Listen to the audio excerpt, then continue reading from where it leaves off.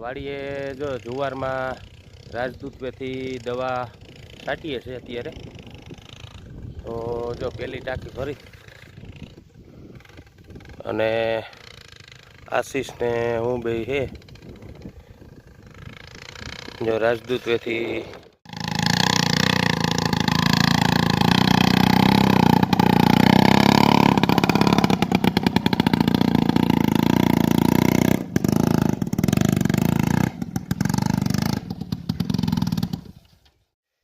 જ્યાં સાઈડની ભૂંગળી હોય ને એમાં પાણી હલવાઈ જાય, ઝાકરનું જે પાણી હોય, અને એ પછી આવી રીતના જે છોડ હોય એનો ભરી જાય ઉપરથી. જો રોગોર છે બરોબર,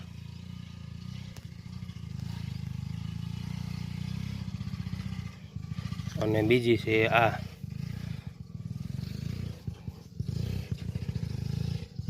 સરગસમ, જો છોડનો વિકાસ કરે એ છે દવા.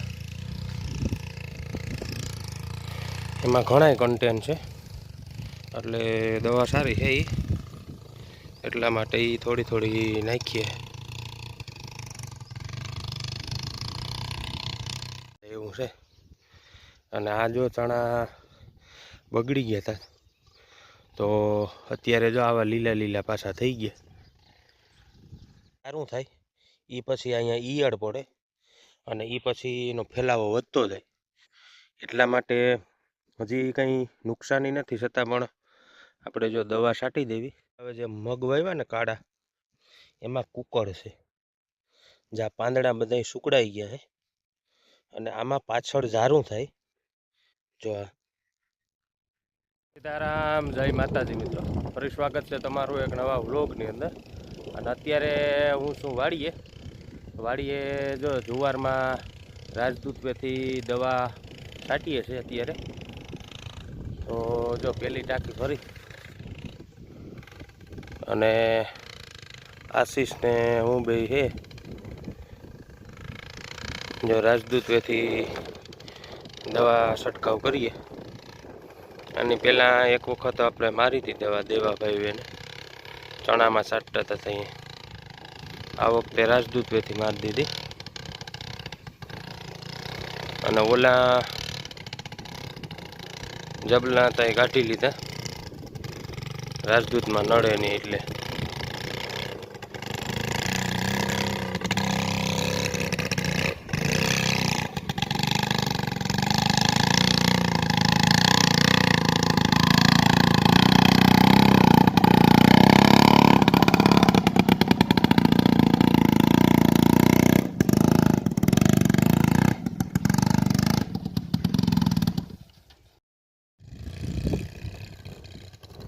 તો અત્યારે જો ત્રીજી ટાંકી છટાય અને આ ટાંકીમાં કદાચ પૂરી થઈ જાય સાહેબ, લગભગ નહીં વાંધો આવે, બધામાં થઈ જાય.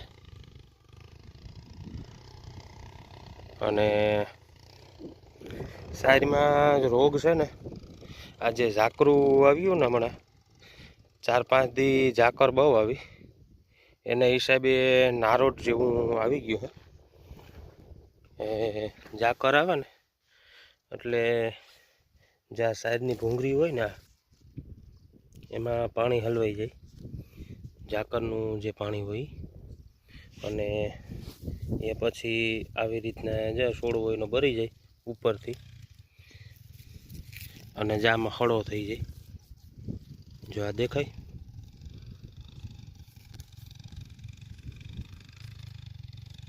જ્યાં જે હળો છે ને તે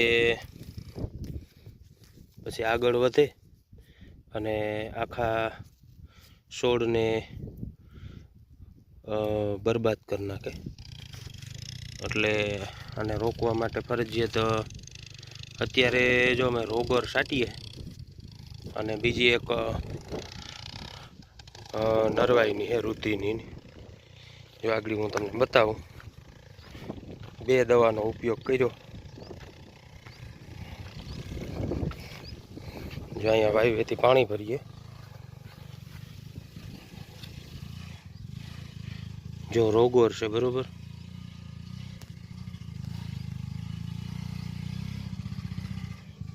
અને બીજી છે આ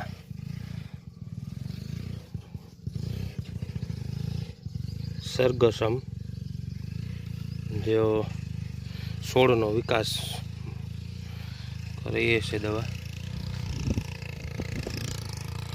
એમાં ઘણાય કન્ટેન્ટ છે, એટલે દવા સારી છે એ, એટલા માટે એ થોડી થોડી નાખીએ.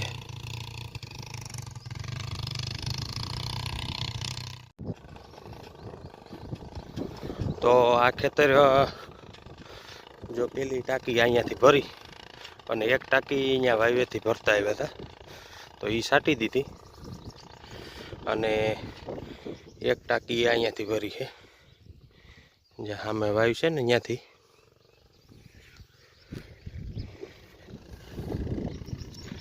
હવે 2 ટાંકી થાય કે 1.5 ટાંકી થાય એવું છે. અને આ જો ચણા બગડી ગયા હતા, તો અત્યારે જો આવા લીલા લીલા પાછા થઈ ગયા.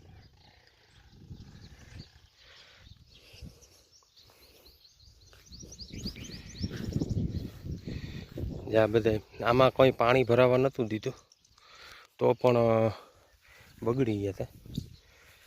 એક એક ત્યારો છે ને, એમાં ઓલે શેડેથી હરાંગ સુધી રસા પાથરેલા હતા.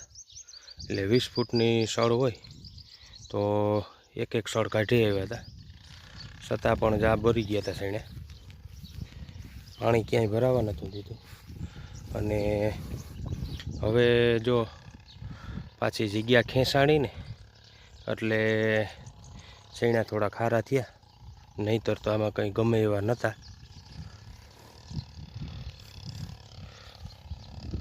અને આપણી બાજુમાં જ અહીંયા સફેદ શેણા જા પાકી ગયા. આપણે હાઈરેસ પીવરાવ્યા હતા, જ્યાં રામભાઈને હે, આપણે પાણી હારો હાર હાલતું હતું રામભાઈને, તો એના પાકી ગયા. ને આપણે હજી જો લીલા છે, આપણે 5 નંબર શેણા છે, અને આ ભાઈને જે પીરા પડી ગયા ને એ સફેદ શેણા છે. તો એટલો ફેર પડી ગયો, 5 શેણા પડી ગયા હતી. અને ઓલા ચણા છે ને આપણે ઉપર, એ પણ લીલા છે. અને ઓલા ઉપર છે ને એ પણ રામભાઈના જ છે, એને 1 નંબર છે. એ પણ જો પાકમાંથી મળી ગયા. પાણી હારો હારો ચાલુ કર્યું હતું 2 તો એના સીણા પાકી ગયા, ને આપણા હજી પાક્યા નથી.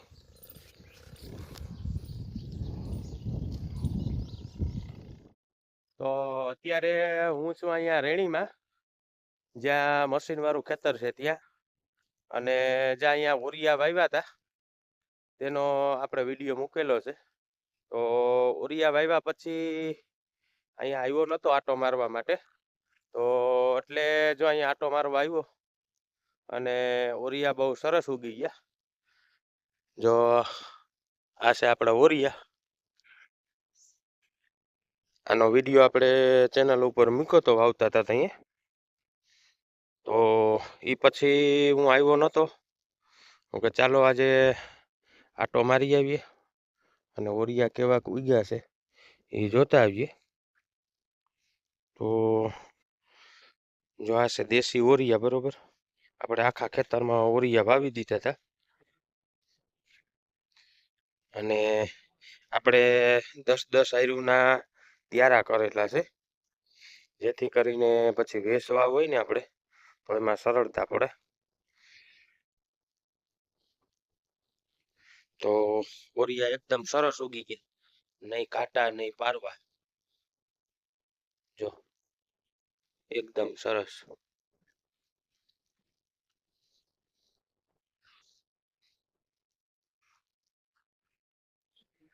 આપણે આ ખેતર છે એ 5 વીઘા છે બરોબર, પૂરેપૂરું. તો 5 વીઘામાં આપણે ઓરિયા જ વાવ્યા. અને અહીંયા બાજુમાં બીજા હવે અલગ અલગ ઘણા વાવ્યું છે. કોઈ કાળા મગ વાવ્યા, કોઈ ચણા વાવ્યા છે, કોઈ લીલા મગ વાવ્યા. અને વાં એક આપણે સામે જો ઓલા ખોડેલ દેખાય ને, જ્યાં ઝૂમ કરીને તમને બતાવું, જ્યાં ખોડેલ છે ને વાહડા ત્યાં પણ ઓરિયા જ વાવ્યા. એ નાનું ખેતર છે તો અહીંયા આખાઈમાં ઓરિયા વાવ્યા. તો બીજા ઓરિયા વાવ્યા થોડા વાવ્યા છે. એ બધા ખવડાવવા પૂરતા થોડા વાવ્યા, આખું ખેતર નથી વાવ્યું. તો ઓરિયા બહુ સરસ છે. અને હવે આમાં આપણે દવા મારી દેવી છે જેથી કરીને કોઈ જાતનો કંઈ રોગ ન આવે. એટલે પહેલાં આપણે દવા થોડીક મારી દેવી. અત્યારે કંઈ રોગ તો નથી, છતાં પણ દવા મારવી એનું કારણ છે કે અત્યારે જો લે નાની નાની ફૂહી છે ને ઉડે છે, જેથી કરીને જ્યાં ઓરિયાનું પાંદડું હોય ને એને જોઈ નુકસાન કરે. અને અહીંયા જારું થાય એ પછી અહીંયા ઈયળ પડે અને એ પછી એનો ફેલાવો વધતો જાય. એટલા માટે હજી કંઈ નુકસાની નથી, છતાં પણ આપણે જો દવા છાંટી દેવી એટલે ઓરિયાની ગ્રોથ આગળ વધતી રહી. અને આ અત્યારે જો મગમાં કુકળ આવી ગયો, એના પાન છે ને બધા ભેગા થઈ ગયા. જો તમને વિડીયોમાં પણ દેખાતું હશે, હું તમને આગળ નજીકથી બતાવું. જે આ બાજુવાળા જે મગ વાવ્યા ને કાળા, એમાં કુકળ છે. જ્યાં પાંદડા બધા સુકડાઈ ગયા છે અને આમાં પાછળ ઝારું થાય. જો જ્યાં પાછળ ઝારું થાય અને પછી એમાં ઈયળ પડે અને આખા છોડને પછી આગળ ગ્રોથ થતો અટકાવી દે. તો જો બધાયને એવા જ મગ છે. ઓલા મગમાં પણ એમ જ છે. આ મગ થોડાક મોટા છે, આ થોડાક નાના છે, પણ એ મગ એવા જ છે. બધાયમાં કુકળ છે. અત્યારે મગની ઋતુ નથી વાવવાની, એટલે આ પ્રશ્ન થાય કુકળનો. મગ છે એ શિયાળાની વાવવાની. અત્યારે તોય થાય પણ કહીએ એવો મગ ન થાય, બરોબર. એને ઋતુ અનુકૂળ ન આવે એટલે, છતાં પણ વાવે છે માણસો.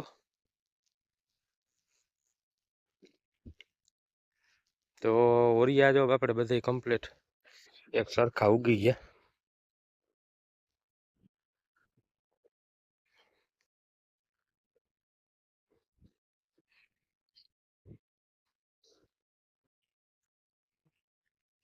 જે આ બાજુ પણ કમ્પ્લીટ જ છે આખાય, ક્યાંય કંઈ વાંધો નથી.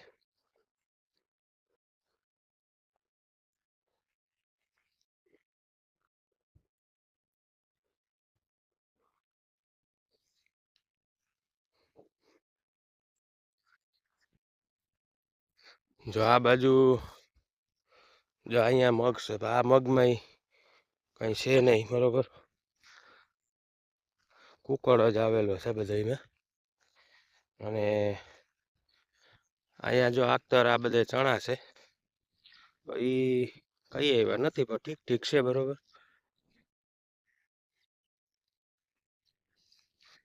જો ઓરિયા કમ્પ્લીટ સરસ ઉગી ગયા બધા. તો મિત્રો આ વિડીયો તમને ગમે તો વિડીયોને લાઈક કરી દેજો, શેર કરી દેજો અને કોમેન્ટ કરી દેજો. અને આપણા વિડીયો બધા જોતા રહેજો. તો હવે ફરી મળશું એક નવા વિડીયોની અંદર. ત્યાં સુધી બધા મિત્રોને મારા જય માતાજી.